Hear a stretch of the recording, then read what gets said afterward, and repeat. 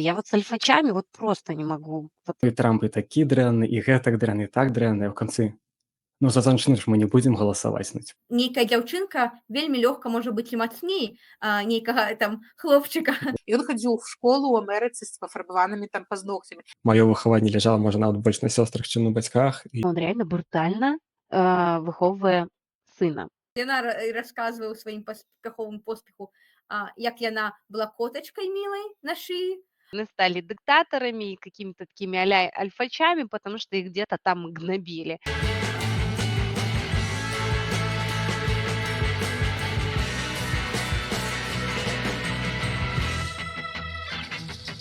Вітанкі, сябры! З вамі ласкатухі, якіх вы ўжо добра ведаеце, гэта Воля, Яна і Людміла. І сёння ў нас у гасцях Дзіма. Дзіма беларус з Рочестера, са штату Нью-Йорка. І мы вітанкі, Дзіма, да, па-першае. Добрый вечар. І мы Дзіму запрасілі не казаць пра дэйтынг у Нью-Йорку. Вось, мы Дзіму запрасілі як тату 2 сыноў, таму што нам было сёння вельмі важна пачуць мужчынскае меркаванне. Таму што сёння мы будзем размаўляць пра выхаванне хлопчыкаў і пра вельмі тэндэнцыі, якія нас вельмі бянтэжаць. Гэта тэндэнцыі ультраправых гэтых усіх падкасцераў, якія маюць вялікі ўплыў на хлопчыкаў, як уберагчы хлопчыкаў ад таго, каб яны не ператварыліся ў гэтых патрыархальных, мізагіністычных мужчын, якія шкодзяць не толькі жанчынам, але і ў першую чаргу шкодзяць сябе, таму што жывуць у гэтым сусвеце стэрэатыпаў.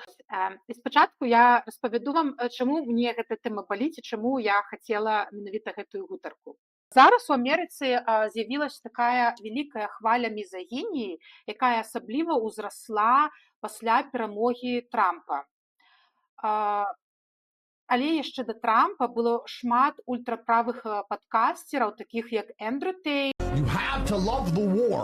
якіх былі мільёны праглядаў на Ютубе, на падкастах, на Spotify, якіх глядзелі менавіта хлопчыкі, падлеткі, маладыя хлапцы. І ён казаў вельмі шмат сексісцкіх рэчаў пра жанчын, што жанчыны там маёмасць, што іх месца там на кухні, што яны належаць сваім мужам. Ну, карацей, казаў дзікія рэчы, іх слухалі мужчыны і заўсёды казалі, а чаму вось гэта такая зараз хваля мізагіні, чаму гэтыя падкасцеры такія папулярныя.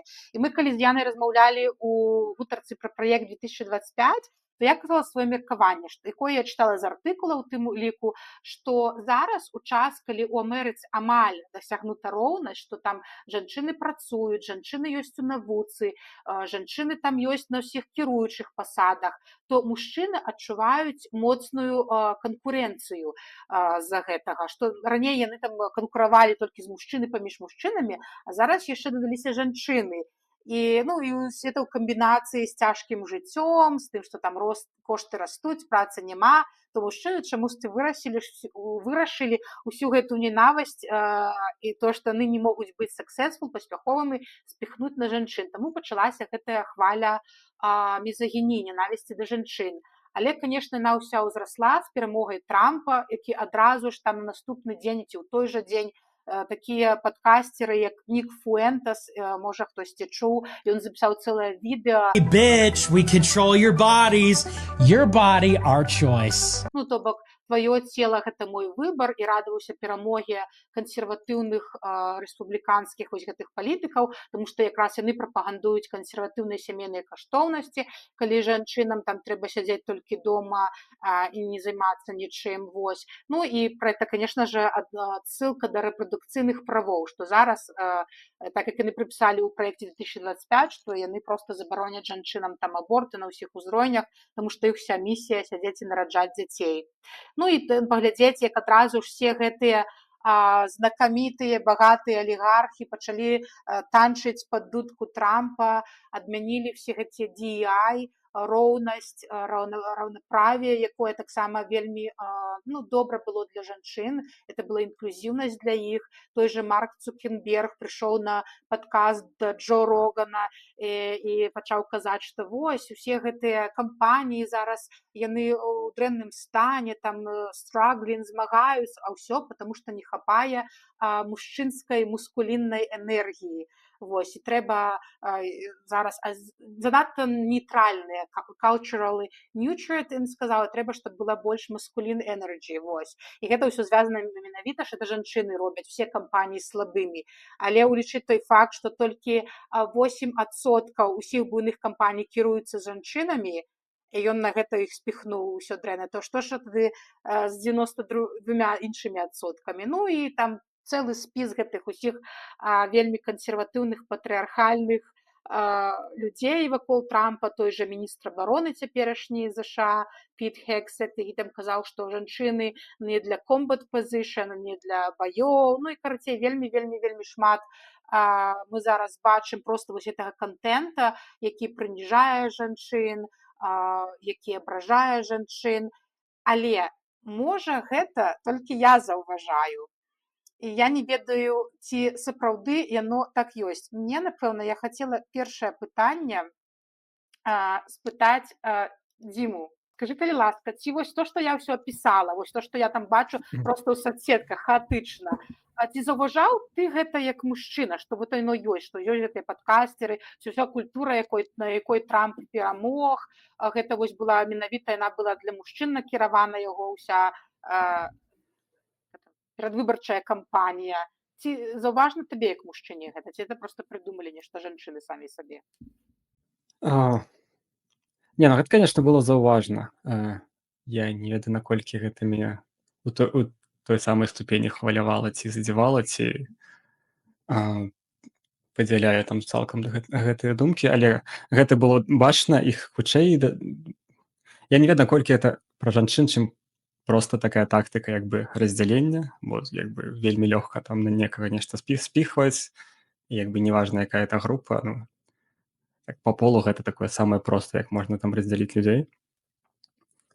Наколькі яно было накіравана на мужчын, таксама даволі цікава, бо гэта кансерватыўныя такія там ці патрыархальныя погляды, яны, здаецца, ёсць даволі глыбока, і нават і сярод жанчын, і сярод дэмакратаў.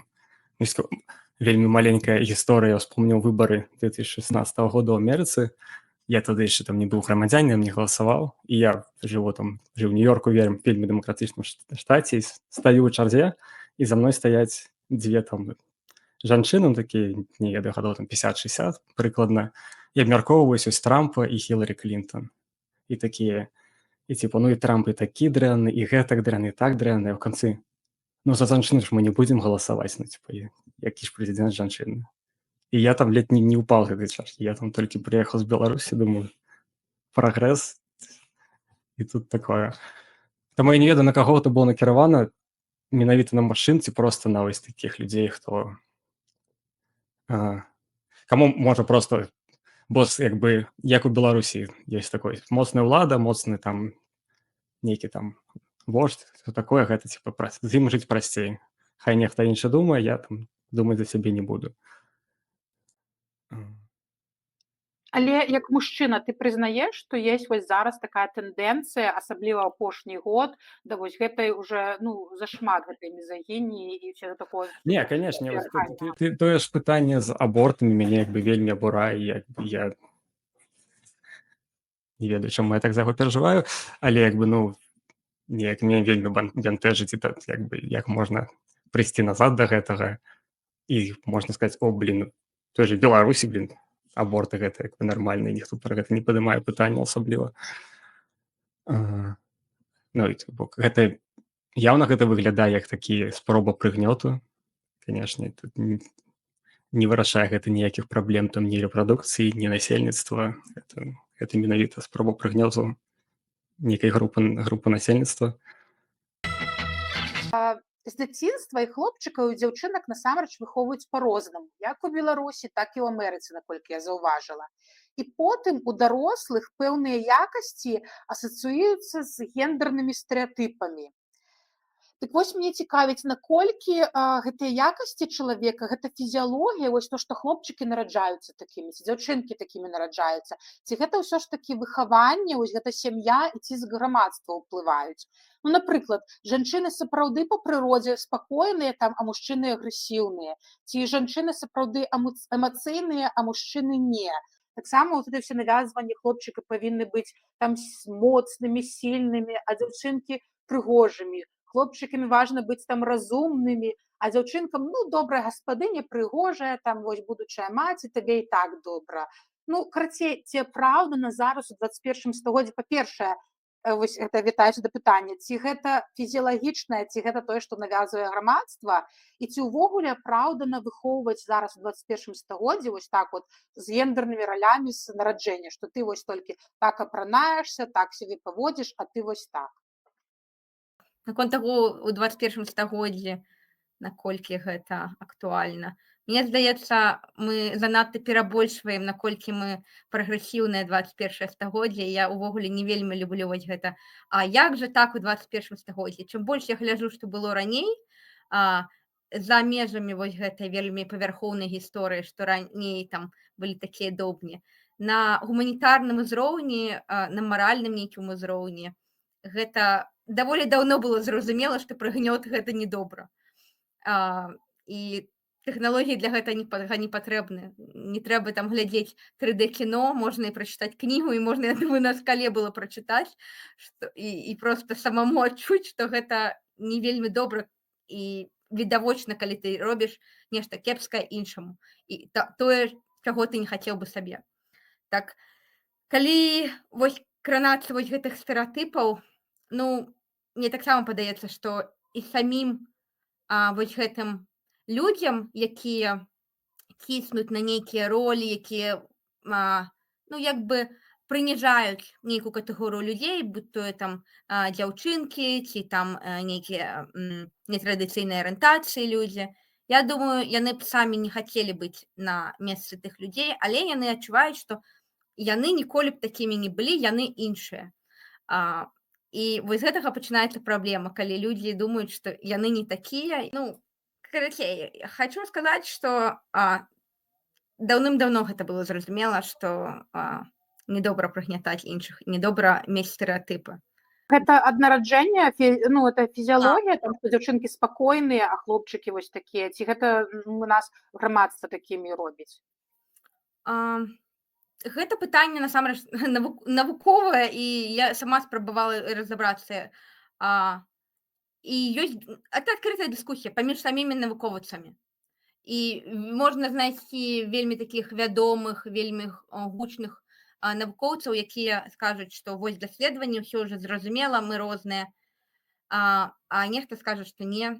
Такой жа будзе ўплывовы і вядомы навуковец.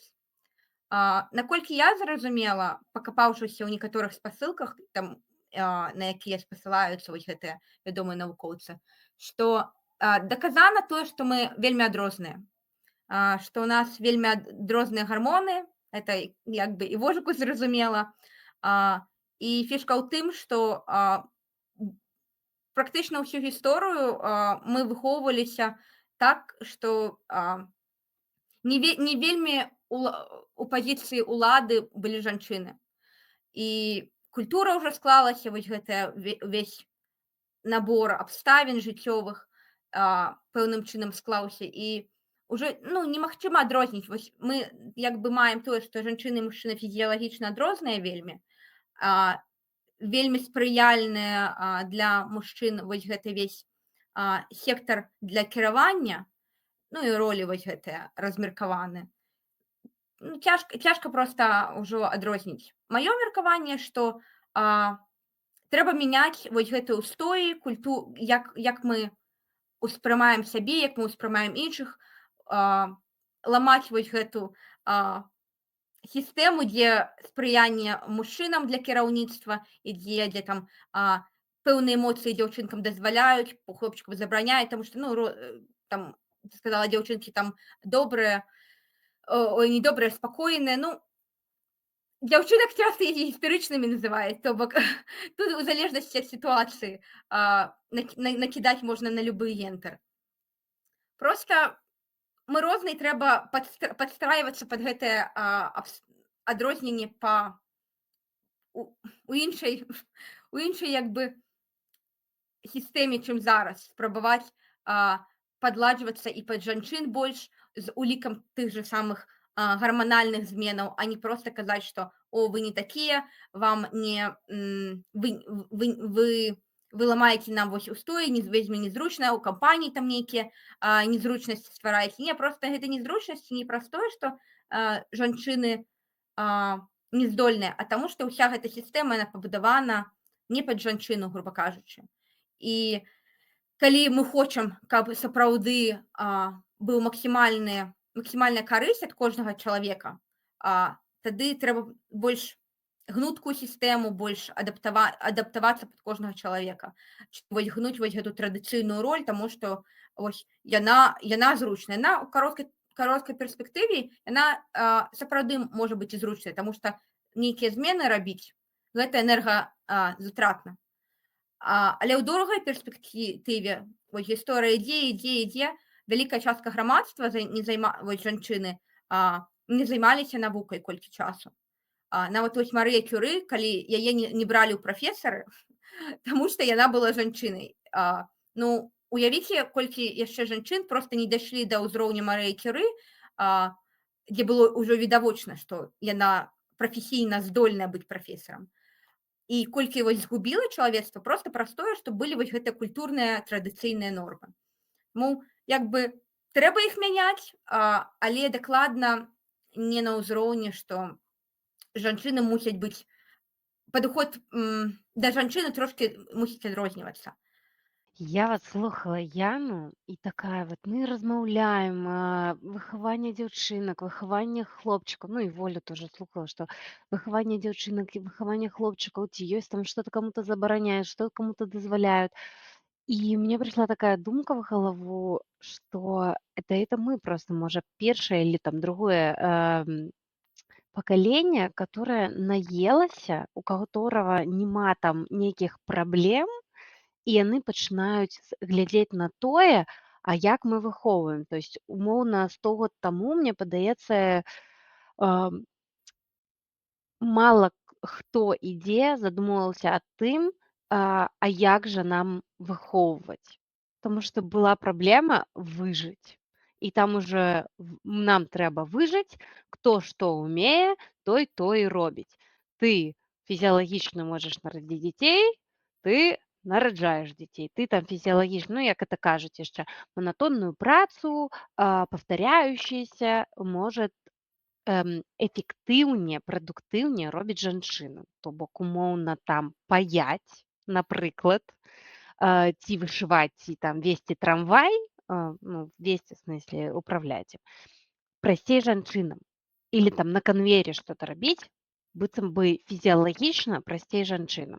А мужчынам там типа надо какие-то больш зручныя нейкія іншыя прафесіі, там умоўна там моряком быць, да, чаму мужчына, тому что вот, может Яна мяне тут подправит з біохімічнай пункту гледжання, што як жанчыны рэагуюць на стрэс, у іх выбраз картызола, гормона стрэса, а ў мужчын гэта адрэналін, дайце яшчэ клас там, но яны па-іншаму рэагуюць. І можа таму, скажем, в морякі там жанчыны не асабліва што ходзяць, хаця в Ісландии ёсць шмат жанчын моряков, вот они просто не рвутся, тому что им гэты стресс на халера ён патрэбен.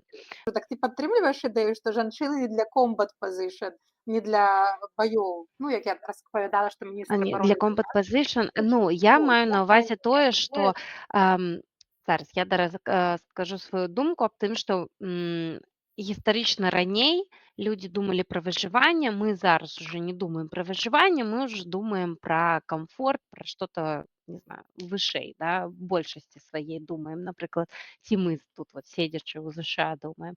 А я стала, слухаючы цябе і Яну, подумала про тое, што нам трэба якось бацькам, напрыклад, расціць не хлопчыка, выхоўваць не дзяўчынку, а расціць чалавека. І то бок і тым і другім як бы прывіваць каштоўнасці агульначалавечыя, не выбіраючы гэта вот дзяўчынкі гэта будзе не карысна, а вот хлопчыку так будет карысна, вот если я его вот так воспитаю. Вось чамусьці мне подумалось про вот этого как раз, что там книжку ты показывала boys will be boys, і boys закреслено will be human. На обложке написано. І то саме з дівчинками. Вони, как бы, чоловіків нам треба виховувати. Тому што ў меня ёсць сумневы ад таго, наколькі мы там можам на гэта ўсё паўплываць, бо ў меня ёсць прыклад маіх дачок аб тым, што быццам бы я ім нічога такога не навязвала. Да? Яны как раслі, мы кніжкі ўсе чыталі, што былі, пападалі з дамоў. А яны вот просто, как бы іх сказалі, характарызавалі дзяўчынкі дзяўчатамі. У іх 100-500 яны бачаць сукенку, просто дайце 2. Корона, несите сюды. Блестки, бусики, вот эти коралики, все вот такие сороки еще.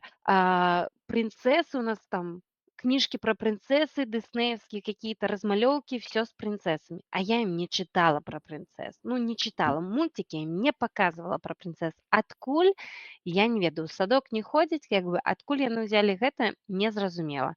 При гэтым у другой сяброўкі, у яе дачка дыназавры, строительные машины, будаўніцтва і гэтак далей. Она кажа, я ёй нічога не показывала. Яна просто такая, куклы не, машины будаўнічыя падавай. У сяброўкі другой хлопчик. Она кажа, я ему не читала про машинки. Он просто побачыў машинки и все. Она кажа, у нас теперь весь дом в машинках.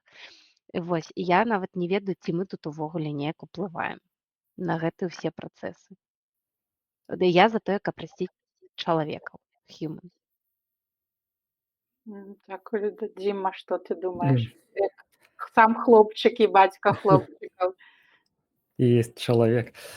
Не, я вельмі пагаджуся з Людай пра чалавека, і я сваіх хлопцаў асоба не... можа, канешне, я кажу, там мои хлопчыкі і все такое, але як бы не падкрэсліў гэта там па нейкім ролям, ні па выбару там ні кніг, ні цацак асабліва.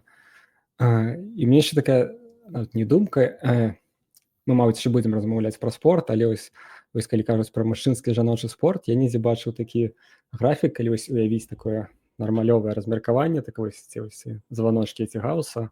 Вось калі глядзець, напрыклад, на што заўгодна, любую характарыстыку, сіла, там, эмацыянальнасць, інтэлект, не знаю, любоў да машынак, што заўгодна. І вось намаляваць вось колькі людзей, вось размеркаваць. Вось хлопчыкі вось так, дзяўчынкі вось так. І па кожнай характарыстыкі гэтыя будуць званочкі крышачку розныя. Мабыць, калі ты возьмеш сярэднюю дзяўчынку, яна можа... Сярэдняя дзяўчынка будзе крыху, можа, больш эмацыянальна, можа, больш да сукенак. Але менавіта твая дзяўчынка ў кожным гэтым званочку недзе будзе справа, недзе будзе злева. І таму, як бы, па гэтаму выбіраць, што яна дзяўчынка, яна па ўсім павінна быць справа, па ўсім злева, гэта, канешне, неправільна. Гэта ніколі не будзе працаваць. У спорце, дарэчы, гэта можа працаваць, таму што там спаборнічаюць самыя-самыя, вось калі мы глядзім на гэта размеркаванне, самыя правы, вось тых, хто самыя-самыя лепшыя, якіх-то там 0,3%, мабыць, і, мабыць, там 0,3% хлопчыкаў, хутчэйшыя там за 0,3% дзяўчынак фізічна там у сярэднім. Але калі мы кажам пра твоё дзіця, якое толькі нарадзілась, то вешаць на яго адзін ярлык, і вось так пра гэта яго весці, гэта, канешне, ты літаральна забіраеш яго там другую палову там усіх там магчымасцяў.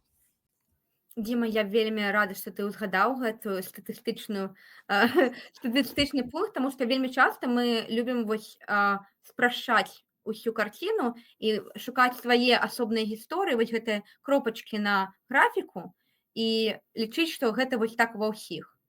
А прыходзіцца вось глядзець на нейкія вось такія графікі, статыстыку і бачыць, што ну так, мы адрозныя, але гэта адрозненне нейкае такое невялічкае і такое вось сярэднестатыстычнае, што ну сапраўды нейкая дзяўчынка вельмі лёгка можа быць і мацней нейкага там хлопчыка, але калі ты паглядзіш на алімпійскія гульні, ну скажаш, ну не, хлопчыкі яны мацней. Хлопчыкі як катэгорыя, ну так, але калі вось на персанальным узроўні гэта зусім інакш. І вось вяртаючыся да Люды,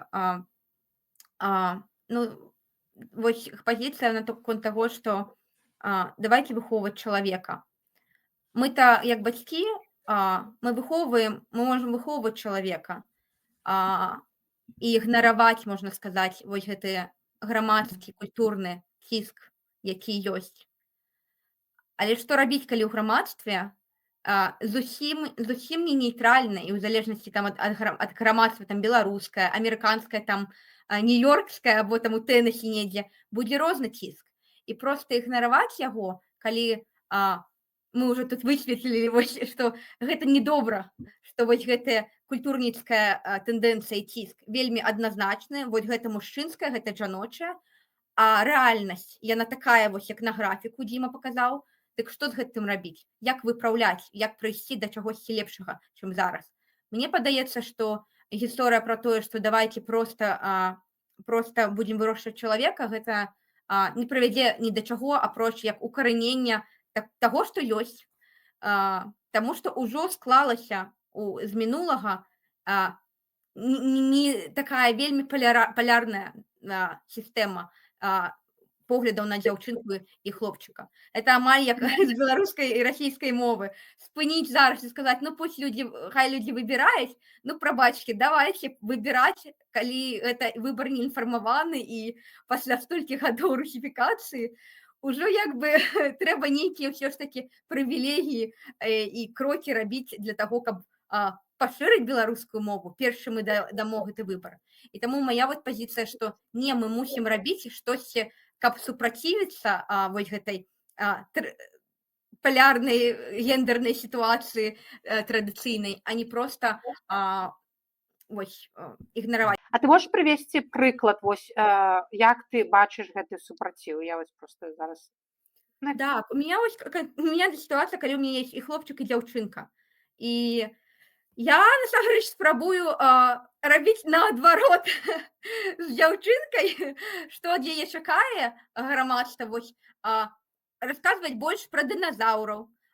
Канкрэтна не проста, якую яна кніжку захоча, а давай пойдём у той бок. Я-то бачу, што ў тым боку ў бібліятэцы там цэлы стэнд з дыназаўрамі. А там, дзе я заўважыла, што ружовыя нейкія поні і діснеўскія кнігі, я ўжо просто, покажу, что мы пойдем туды. С сыном у меня, я бачу, что ён натуральна, вось кропачная гісторыя, што ён натуральна вельмі такі спакойны, вельмі далікатны. Ён любіць адзяваць сукенкі маёй дачкі. Ён заўсёды, калі бачыць ружовае, вось ён таксама нацягвае гэта. І, дарэчы, муж мой таксама такі самы быў, што ён кажа, я любіў у дзяцінстве вось гэтыя яркія прыгожыя адзежы, а мне заўсёды шэрае і сіняе адзявалі, кажа, а на халеру. Ён увогуле любіць мастацтва, вось гэта яркае. І як бы я проста спрабую зрабіць наадварот. У хлопчыку развіваць нейкія такія якасці, якія больш лічацца жаночымі, расказваць нешта, вось паказваць, нават адзежу нейкую. Я захожу там у хлапчуковы аддзел з адзежай, і я бачу, што там усё вось зноў жа шэрая, нейкая сіняя, мілітары колеры. І я такая, так, давайте возьмем вось тую одну жоўтую, один жоўты шведр, і гэта будзе вось яго. Як бы, такім чынам, вось як прыклад. Нават проста у адзежы нейкія, вось заняткі вось дачкой, яна ўжо больш такая дарослая, з ёй больш досведу. Вось на заняткі, напрыклад, вадзілі яе не на танцы, на балет, а на тэквандо. І сказаць, што ёй там не падабалася, што гэта па-мужчынску, да не. Дзяўчынкі таксама вельмі шустренькія, яны прынамсі, зноў жа мая, і увогуле там у групе было шмат дзяўчынак. Яны таксама любяць спаборнічаць, яны таксама любяць вось гэты азарт нейкі. Я просто спрабую вось у нейкія накіроўваць нетрадыцыйныя для якогасьці гендера кірункі. Гэта вельмі класны прыклад, Яна, тому што мне думка заўсёды была, як у Люды, выхоўваць чалавека, і для мяне гэта, я думала, што гэтага дастаткова, і калі ты сказала, я падумала, як гэта крута. Хаця, натуральна, у нас у сям'і атрымоўваецца, што, напрыклад, у мяне 2 дзяўчынкі і хлопчык, сын старэйшы. І чаму вось таксама мне эта гутарка зацікавіла, таму што мне гэтая тэма баліць. Таму што я ў сям'і, я не магу сказаць, што я не надзену зараз белае паліто і скажу, што я нарадзіла дзяцей і адразу была такая ўся свядомая і ведала, як іх выхоўваць. Калі ён маленькі быў, былі, напэўна, нейкія навязванні стэрэатыпаў, там і не крычы, ўсё, але я паступова, як ён рос, я развівалася. І там нейкі момант, напрыклад, яму там было 6 гадоў, і ён хацеў фарбаваць пазногці. Я ему сказала, конечно, фарбуй, я табе куплю лак, на. І ён хадзіў в школу ў Амерыцы з пафарбаванымі там пазногцямі. Ці валасы ён хацеў фарбаваць. Я ему казала, бяры фарбу, я табе куплю. То бок я была ўвогуле да ўсяго адкрыта. Для мяне нармалёва хлопчыкі ў спадніцах, гэта у мяне няма ніякіх гендерных стэрэатыпаў і роляў. Але потым у нейкі момант, калі ён падрос, гэта пачалося з гадоў 9-10. Ён адкульсьці стаў прыносіць вось гэтыя думкі, фу, гэта для геяў, там нават музыка поп, гэта для геяў. І мы, напрыклад, я ўжо стала яму, я не ведаю, правільна ці неправільна, лімітаваць, там яго няма тыктока, у яго няма планшета, дзе ён глядзеў там усе гэтых ультраправых падкасцераў, таму што я на іх наглядзелася, і насамрэч, які яны моцны ўплыў робяць на хлопцаў, што іх там глядяць гэтыя мільёны падлеткаў і вось такую тут мускулінную культуру пітваюць. І я не разумею, адкуль гэта. Мне муж, ён вельмі дэмакратычны, яго трошки ёсць такое, конечно, ён яшчэ такой старой закалкі, што там мужчына, але ён ніколі не будзе сварыцца за нейкія такія рэчы. І вось мой сын просто памяняўся літаральна на вачах і стаў такім, я не ведаю, адкуль ён гэтыя думкі ўсе нейкія гамафобныя, сексісцкія прыносіць, акрамя як школы, я думаю, і таго кола хлопчыкаў, з якімі ён размаўляе ў школе, таму што іншай крыніцы я не бачу гэта нездаровага, мускуліннага ўсяго. І вось ты сказала, я вось зараз думаю, можа, я недзе ўпусціла штосьці, чаму вось да гэтай сітуацыі прывяла, таму што я заўсёды была думкі, што хлопчыкі і дзяўчынкі насамрэч не шмат чым адрозніваюцца фізіялагічна. Ёсць, конечно, там гармоны, ўжо ўзгадвалі ўсё, але ўсё гэта выхаванне. І калі я аднолькава выхоўвала сваіх дзяўчынак і яго, то яны павінны быць нейкія аднолькавыя. Чаму адкуль яго гэта нездаровае мускуліннае нейкае ўспрыняцце ў 12 гадоў зараз?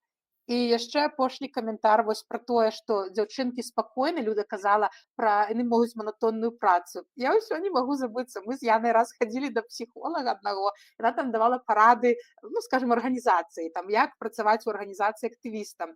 І тут псіхолог кажа на сур'ёзным твары, што вось у жанчынам у вашай арганізацыі вы павінны даваць усю нудную, манатонную, нецікавую працу, а мужчынам, таму што не такія, а мужчынам усё крэатыўную і цікавую. Я такая, зараз, я таксама хочу крэатыўную рабіць цікавую, тут я павінна сидзець паперы пісаць, а мужчыны там ствараць контент і падкасты записываць, яшчэ чаго. І мне пасля этого так стала крыўдна за гэтыя стэрэатыпы і навязванні. Гэта, дарэчы, неправда наконт манатоннай. Вось біялагічна я не бачыла такога, што вось дзяўчыны больш схільныя да манатоннай працы. Я чамусьці вспомніла, калі ты прафесіі казала, а як наконт дальнабойшчыкаў?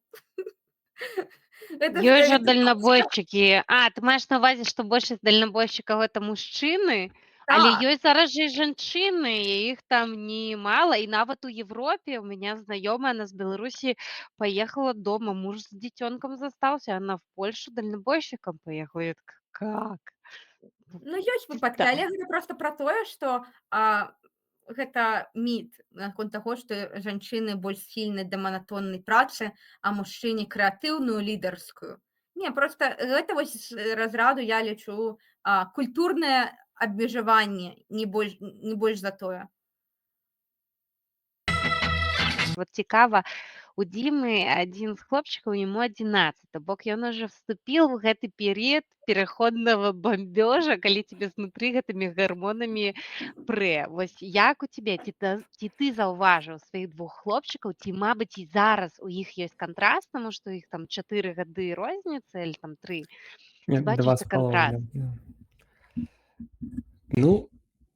Не ведаю, спадзяюся ці не спадзяюся, здаецца, що асоба не вступіў, але як бы я чакаю і баюся, это. Але мой старэйшы, ён такі вельмі спакойны, здараюцца яго, конечно, нейкія там зрывы і все такое дзіцячае, але нейкія такія дарослыя тэмы яго вроде асабліва пакуль не цікавяць. Или ты пакуль не ведаеш, што яго цікавіць? Можа, не ведаю, але ён асабліва дома такіх сяброў па-за школы няма. Яны мне яшчэ ходзяць у Монтэсорі школу прыватную. Ты Так, памятаеш ну, сябе ў гэты вот падлеткавы перыяд, там, я не знаю, вось калі ён толькі пачынаўся, ці ты, можа, памятаеш сваё нейкае дзяцінства, і ты такой: вось там прыклад майго дзяцінства, я не хочу перакладаць, вось как мяне выхоўвалі, я хочу неяк па-іншаму. Ці цябе выхоўвалі так, што ты такой: вообще класна меня выхавалі, хочу таксама. І вось паўтараеш прыклад сваіх бацькоў. Гэта добрае пытанне, бо мне самому падабаецца, як мяне выхавалі, але я не зусім разумею, як, бо я быў трэцім уже дзіцёнкам у сям'і, прычым у меня ёсць 2 старэйшыя сястры, якія старэйшыя мне там в сярэднім на 10 гадоў. То бок у нейкі там перыяд з такого там маіх там 6-8 гадоў у мяне там літаральна было 3 мамы хутчэй, чым там мама і 2 сястры, бо як бы ім там по 15, 16, 18 прыкладна. То бок я, можна сказаць, рос такім жаночым асяроддзі. Ну, тата мне таксама быў, працаваў, хадзіў, але не тое, каб шмат там са мной там ці там бавіў час, ці там нейкі, мабыць, я не памятаю, каб мне хоць одну кніжку прачытаў. Ну, больш як бы маё выхаванне ляжала, можа, нават больш на сёстрах, чым на бацьках, і гэта, я думаю, конечно, паўплывала і на мяне, і на маё стаўленне там і да жанчын, і на ролю там, хто там дзе галоўны, і як бы для мяне вось як там ты эталонам былі вось сёстры. Ну, вось я такі, так, от я такі, хоч вось яны вялікія, яны ўсё ведаюць, што рабіць, яны там мне дапамагаюць. Мабыць, я такі.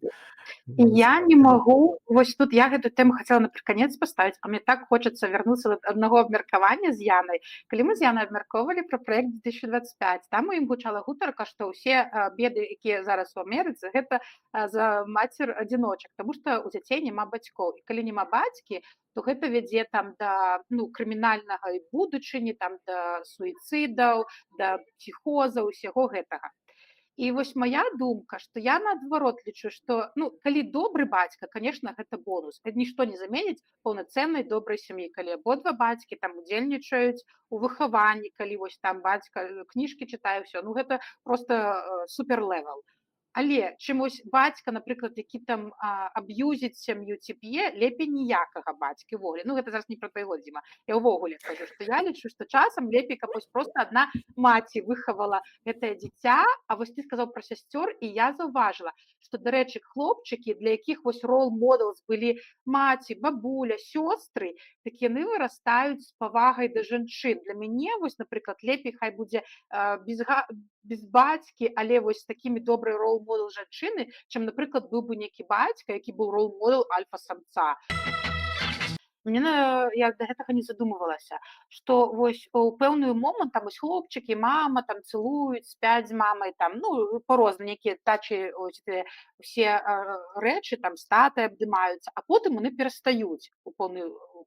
І я не ведаю, калі ў майго сына, ён заўсёды быў не вельмі, я яго вожык называю, не любіў. Але я ведаю, што хлопчыка ў нейкі момант, ўсё, што там тычыцца мужчын, там яны ўжо нават з сябрамі ў школе, яны не могуць, як дзяўчынкі, за ручкі ўзяцца ці штось, таму што гэта гейскае, гэта ўсё фу-фу-фу, і бацькоў яны больш не абдымаюць, падлеткі. І насамрэч, і наступны раз, калі яны кагосьці могуць абняць, гэта калі яны пачынаюць сустракацца з нейкай дзяўчынай. І вельмі часта мужчыны, якія вось шукаюць такога секса з дзяўчынамі, якія там мяняюць все, насамрэч яны хочуць не секса, а хочуць вось проста пачуцця, вось нейкае, каб вось хто-то іх абняў, там ці патрогаў, памацаў, але яны не разумеюць гэтага, і яны проста таму вось так вот мяняюць жанчын. Нейкая вось такая была думка цікавая, якой я раней не задумвалася. Я думаю, гэта все вельмі асабіста, як бы нават я па сваім бачу, мяне адзін, усе, як ты кажаш, вожык мне спадабалася, я буду выкарыстоўваць так, вось не чапайце мяне. А другі, як бы, ён такі лашыцца, як такі кот, як бы заўсёды там падлезе пад сябе. Это малодшы дарослы, но у тебя ж просто ўсё ж такі ёсць розніца ва ўзросце, таму вось цікава. Ну так, кот, ён малодшы. Можа, яшчэ я думаю, тут... Не, я думаю, тут яшчэ проста розніца выхавання, я думаю, шмат у каго, хто заўважае, што дарослым дзецям неяк цяжэй жывецца заўсёды, яны такія больш сур'ёзныя, больш самастойныя. Я літаральна памятаю момант, калі мы прывезлі з раддома малодшага, старэйшым было 2,5 года. гады, і я, здаецца, прям заўважыў, як чалавек пасталеў. Просто вось быў дзіцёнкам, стаў такім дарослым. Здаецца, і ў Прикольно. нашых вачах, мне здаецца, і ў сваіх вачах ён неяк так вырашыў, што ён як бы ўсё дарослы. Так і засталося. Мне здаецца, нават нейкія былі такія даследаванні, што старэйшыя дзеці звычайна менш жывуць. Ну, вось калі ўзяць там, выбіраць там статыстыку па людзям, то як бы калі ты старэйшы з сям'і з дзяцей, то тебе больш шансаў менш пражыць. І вось адна з тэорый такая, што у іх такое было больш нервовае і напружанае дзяцінства. Так, і вось з гэтым мы пераходзім да наступнай тэмы, якую я хацела абмеркаваць. Вось тут ужо менавіта пра хлопчыкаў, таму што пра дзяўчынак мы ўжо з вамі, дзяўчыны, размаўлялі ў шмат такіх гутарках, а я хацела ўсё-такі вярнуцца пра вось гэтую культуру маскуліннасці. Чаму так важна ўсім гэтым мужчынам, якія прапагандуюць, вось, каб адчуваць сябе такім д'ют, мужиком. Вось тут прям цэлая культурны пласт гэтых ультраправых падкасцераў, якія пра ўсё гэта распавядаюць, якія там правілы павінны быць. І вельмі сорамна, калі ты там не падпадаеш пад нейкія стэрэатыпы. Вось я думаю, што тыя хлопчыкі, якія казалі, што там любілі ружовае ў дзяцінстве, ці яны там любілі ў цацкі гуляцца, яным потым сорамна сказаць пра гэта, потому што іх усе засмеюць. І таксама сорамна сказаць, пра што ты праяўляеш нейкія эмоцыі. Я ўпэўнена, што там калі дзеці глядзяць нейкі сумны мульцік, я не ведаю, там пра Валлі, робата, то хочацца плакаць і дзяўчынкам, і хлопчыкам, ну, у залежнасці, калі яны эмацыянальныя. А ну, хлопчыкі сабе гэтага проста не дазваляюць, тому што ў іх стаіць поўная забарона на эмоцыі. І яшчэ такая тэорыя, што вось проста чаму ім так страшна пабачыць у сабе рысы, якія нібыта дзявочыя па стэрэатыпам грамадства, тому што ўсё дзявочае з дзяцінства кажацца, як будто гэта ну такое дрэннае, слабое, крынжовае, нізкаякаснае. Вось такі добры прыклад. Вось касцюм на Хэллоуін, нас дзеці ходзяць на Хэллоуін. І для дзяўчынкі абсалютна нармальна апрануцца як жалезны чалавек, як спайдермен, ну, як мужчынскі касцюм. Але ці нармалёва, калі хлопчык апране сукенку прынцэсы? Ну, як бы для многіх нармалёва і так робяць, але гэта будзе, ну, все-таки для большасці нормал, і ўсе будуць смяяцца з гэтага, што ён там якісьці хлопчык захоча, каб яго ралевая мадэль была Wonder Woman, а не Супермен. Ну, тому што все, што для дзяўчыны зноў, яно як быццам некае ўсё дрэннае, такое нізкаякаснае. То самы мужчынскі жаночы спорт, тое, што згадваў Дзіма. Чаму я дасюль такога меркавання, што мужчынскі спорт, ён толькі папулярны. Не таму, што там мужчыны мацнейшыя, ён цікавейшы. Жаночы можа быць таксама вельмі цікавы. На апошніх алімпійскіх іграх мы бачылі, што ўпершыню за ўсю гісторыю было пораўну і мужчын і жанчын, і сачылі вельмі шмат людзей за жаночым спортам, і гэта было вельмі цікава. А мужчынскі толькі таму папулярны, таму што жаночы лічыцца ну, тыпу дрэнным, нецікавым з свет усіх стэрэатыпаў. Мы зараз абмяркоўваем, як іх гадаваць, як іх расціць, а яны потым ідуць свае школы, вуліцы, кружкі, і все это Ну так, тартарары. як у школу пачынаюць хадзіць, я вось зараз дзеці пайшлі, Майя пайшла ў школу, і у меня опускаюцца рукі, таму што рэальна мой уплыў, ён ужо ў першым класе, я назіраю, як яна ад мяне аддаляецца, і гэта першы клас. Я думаю, 5 гадоў гэта будзе іншы чалавек, абсалютна іншы чалавек, і ад мяне, ну, сапраўды, мала чаго будзе залежаць. Але пакуль ёсць магчымасць нешта зрабіць, трэба рабіць. Не, ну, я думаю, не адмяжуешся ты, конечно, ні ад школы, ні ад вуліцы, ні ад чаго. Але моя такая тэорыя, што трэба, каб і дом быў гэта такі нейкі басціён, такі, куды дзеці могуць прыйсці і могуць паразмаўляць. Мне такая дылема, ці павінен я быць сябрам сваім дзецям, напрыклад. І з аднаго боку я як бы я стараюся быць сябрам сваіх дзецям, я стараюся з ім там размаўляць на іх тэмы, мы разам там глядзім мульцікі, мы там можам абмяркоўваць там нейкія там тэндэнцыі ў відэагульнях, ці што там ім цікава. З іншага боку, здаецца, ці можа все ж таки трэба быць такім больш аўтарытарным, бо парой гэтае сяброўства мяне там падводзіць, і мне складана там сказаць, вось зараз мы там робім гэтак, і зараз там не для гульні. Але ўсё ж таки, чаму, я думаю, сяброўства перамагае, то ўсё ж таки трэба, каб твае дзеці табе давяралі, каб яны не баяліся табе расказаць, і што ў школе, і вы маглі там і разам пагадзіцца, разам з нечага пасмяяцца з тых самых там булі ці нехта там, хто там крыўдзіць іншых і абмеркаваць, чаму гэта там дрэнна, чаму гэта добра. Ці спытаць, а сам ты не булі, можа, мой дарагі сыночак, я нешта пра цябе не ведаю. Ну, то есть я думаю, калі дома такі будзе давер і сяброўства, і дзеці будуць адчуваць, што яны могуць размаўляць, то ну, гэта моя тэорыя, як можна змагацца вот з тымі ўплывамі, што будуць ісці са школы, будуць ісці там з тыктокаў, адкуль не заўгодна.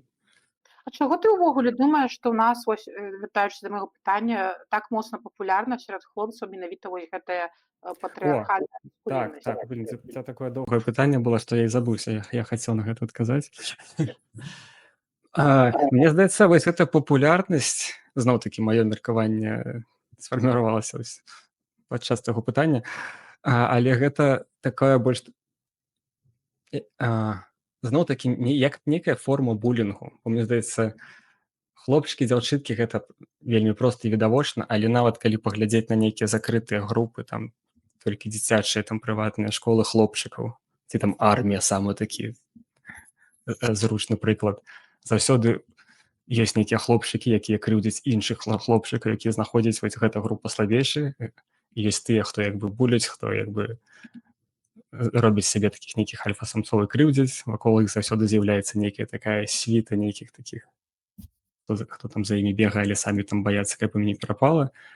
І мне здаецца, проста калі гэта ўсё пераходзіць глобальна і на інтэрнэт, вось, ну, ёсць такія людзі, якія вырашылі, што могуць, можна крыўдзіць нейкую групу. Бо ёсць, ну, як бы ёсць эти блогеры, хто там кажа так пра жанчын, ёсць блогеры, якія там кажуць іншыя там пра іншыя расы, ёсць хто там блогеры гомафобы, і вакол іх збіраюцца то есть. То бок, я думаю, гэта просто ёсць, мабыць, нейкая катэгорыя людзей, у кого ёсць запыт на такі булінг, і калі астатняя частка грамадства з гэтым не змагаецца, ці гэта прыймае, як бы, то яны і маюць поспех. Ну, а калі это накладваецца на дзяцей, конечно, у якіх не так шмат меркаванняў, якія гармоны, якія, ну, што ўбачылі, таму і паверылі, і потым гэта ўцягваецца. Я яшчэ не ведаю з усім, што зараз адбываецца ў Амерыцы, наколькі гэта ўсё выпадкова, ці наколькі там можа пайсці ў канспіралогію, асабліва калі там мільярдэры скупаюць сацыяльныя сеткі, то насколькі гэта выпадкова, ці мільённыя прагляды і папулярнасць нейкай часткі там меркаванняў. У меня таксама такая думка про то, что вот это вот, может, эта маскулинность, которую показывают в соцсетках там, где, что она становится популярной, что это быццам бы что-то срежиссированное, что вот кто-то спецыяльна гэта пачынае рабіць, таму што ну, так падаецца, што мы ад гэтага сталі адхадзіць. Ну, мне так падаецца, но, может быть, нет. И асабліва я вот с альфачами вот просто не могу вот как-то у адным памяшканні знаходзіцца. У мяне дзесьці на старой працы, дзесьці там в універсітэтах, і ўсюды вот былі гэтыя хлопцы альфачі, которые альфа-самцы такія, і я вот не могу. У нас просто коса на камень, і не атрымоўваецца у нас з імі супрацоўніцтва, размовы ці нешта іншага, вось, а как-то іх падкаты для мяне былі надта агрессивно такими, как это сказать, ну, наверное, ну да, агрессивно резкими, что я такая: "Не-не, со мной так, ко мне так не можна, давайте праходзьце міма". Вось, і мне падаецца, што гэта какой-то бабл, вось гэта маскуліннасць, ці што мы звяртаем на гэта ўвагу, што быццам бы гэта было заўсёды. У каго маскуліннасць, гэта значыць, у цябе будзе улада, у каго ўлада, там, у таго рэсурсы, грошы, у каго рэсурсы, грошы, тот жыве ў шакаладзе. Хто жыве ў шакаладзе, таму не трэба працаваць, ідёмце за імі, как бы. Ну, такі ланцужок вось думак. Чаму гэта стала зараз папулярнае, незразумела, может, потому што знаеш, хістае наш свет, асабліва вот у США падаецца, што вот ад тэмы як бы жанчыны, фемінізм, геі, ЛГБТК, і вот это вот все, і давайте ім дазволім і іх будзем всіх прымаць, как бы, ну, что бесспрэчна, да, до вот этого, как будто надо от этого уже отштрухнулись, и просто полетела эта качель в другой бок до вот этого радыкалізму. Такое адчуванне, што вот оно так вот хістаецца туды-сюды. М, У мяне таксама было адчуванне, што яны насамрэч не ўсе так думаюць, то што яны прапагандуюць, што гэта нейкі такі бізнес і зарабленне грошай, не дарма гэта ўсе мільёны. Вось ты добрую думку падняла. Яны добра прадаюць вось гэтую ідэю, што вось ты, калі ты моцны, сільны, там ёсць маскулінная энергія, гэта раўно ты добры бізнесовец, ты там будзеш пры ўладзе, і вось і яны звычайна таксама ж нейкія добрыя бізнесоўцы, паглядзіце на Цукерберга, там і на астатніх, яны ўсе ну, не бедныя людзі, нават тыя падкастеры, і людзі як бы цягнуцца ў першую чаргу за гэтым вот за пазіцыяй, што о, я не буду лузерам, у меня там будуць грошы, у меня будуць улада, і пад гэта ім скармліваюць усю гэтую прапаганду. Яшчэ хацела цікава пра думку зноў вярнуцца да сына свайго пра прапаганду. Вось насамрэч ён такі ў мяне, што ў мяне ну дачкі яны такія вось не дзяўчынкі, яны не лянівыя, не будуць прыбіраць за сабой или каму ўсё што кажуць, што вось дзяўчынка павінна ўмець гатаваць, прыбіраць. Мне ўсё гэта робіць сын. Яму 20-20 гадоў, ён можа любую страву прыгатаваць, ён можа ўсю хату прыбраць. Ну карацей, ён усё робіць у нас па хаце, а у нас адзін дапаможнік гэта мой Кірыл. Але пры гэтым у яго такія думкі, ён прыходзіць і кажа: место жанчын на кухні, нехай ідуць гатовяць сэндвічы. Хаця пры гэтым ён ідзе на кухню, гатовіць сэндвічы і ўсё гатуе. І яго словы разыходзяцца з дзеяннямі. Ён не такі, пра якіх ён кажа, але ўсяму чамусьці так хочацца гэта казаць, так хочацца гучаць вось такім вось гэтым мускулінным, хаця на справе ён не такі. І гэта так смешна выглядае. Я яму пачынаю казаць, ён там спрачаецца са мною. Штосьці яшчэ якусь думку хацела сказаць. Вось пра тое, пра ці што ў хаце, што Дзіма казаў, ці варта ну што грамадства ўплывае, але важна, каб было таксама і дома тое, што адбываецца, што вельмі шмат хлопчыкаў яны шукаюць ну вот знайсці сваю як бы гэтую бурбалку і знайсці там адабрэнне вельмі важна. І я вось задумалася, чаму у нас такі быў з сынам раскол, таму што ну ён прыходзіць, што ён чуе ад мяне: ідзі прыбярыся ў сваёй хаце, якія адзнакі, ну як бы занадта шмат я да яго патрабаванняў выстаўляла, і то ён не тое робіць, і тое штосьці, ну я так заўважыла сабой. А калі ён ідзе ў свой той бро гэтых кружок, яны там его там адабрэнне, яны ўсе там напэўна сядзяць, там абражаюць дзяўчын, можа, ну я не ведаю, што яны там некую сваю культуру гэтую, і там ад іх ёсць фідбэк, яны як бы ты класна, адабрэнне. А калі ён прыходзіць дадому, то звычайна бацькі там ну піляць часта за ўсё. І таму кажуць, што трэба вось такое safe place, каб было дома. І вельмі важна нават каб была ну role models, не абавязкова, каб была мускулінная role models, а была role model, гэта можа быць бацька, дзед, дзядзька, коуч нейкі, ну хто заўгодна, трэнер таго чалавека, які ну паказвае, што ён можна быць мужчынай, можна праяўляць эмоцыі, можна быць эмпатычным, можна ну як бы быць проста чалавекам, не абавязкова усімі гэтымі мускуліннымі стэеатыпамі. Ведаеш, што цікава, у меня зараз знаёмыя ёсць, которые мужчына, я бы сказала, у гэтай пары, што ён расціць сына свайго, вось он такой: я з Питера, да я вообще отлично воспитаны, і транслюе быццам бы вось гэта на сына свайго, і там дзіцёнку 3 гады, а яго ўсё плачешь, иди в другую комнату, коли ты плачешь. Детенок там что-то с 1,5 лет или с 2 на электричном мотоцикле в шлеме гоняет, як тата. И неяк так вот, если ён яго бярэ, он чуть ли не за одну ногу его вот так вот на плечо, и такой: пошли мы, все. И я на это гляджу, ну так думаю, што ў гэты момант адчувае маці. Яна з гэтым згодна, што вот, ну, он реально брутальна выхоўвае сына.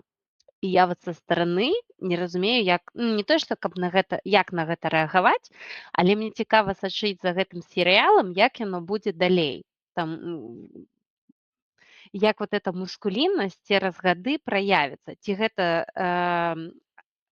адлюструецца наадварот на сувязі бацькі і сына як бы в плюс, типа дзякуй тата, што ты мяне такім вырасціл, ці наадварот як бы будзе сепарацыя ад бацькі, што гэта как бы быў умоўна аб'юз какого-то рода, вельмі можа там лайтовы, але гэта был аб'юз. Вот мне цікава, не знаю, вырашыла з вами падзяліцца, што ёсць такія людзі, которые нават зараз не дзесьці там в полях гадуюць сваіх дзяцей, а вот працуючы інжынерам там у умоўным Microsoft как бы з высшай адукацыяй, але вось у супраціў таму, што зараз свет такі надта мяккі, надта лагодны, надта лагодны. І што ў супраціў гэтаму трэба расціць моцнага мужика, чтобы ён мог выжыць у гэтым свеце. Насколькі мускуліннасць вообще патрэбна для того, каб выжыць у гэтым свеце і быць нейкім паспяховым? Так, я згодна так з Людай вось наконт таго, што чаму гэты мезаганізм падаецца такім прывабным. Таму што сапраўды усе хочуць жыць добра, і калі нехта такі вось паспяховы з уладай даносіць нейкую думку, хочацца слухаць яго, адкрыўшы рот.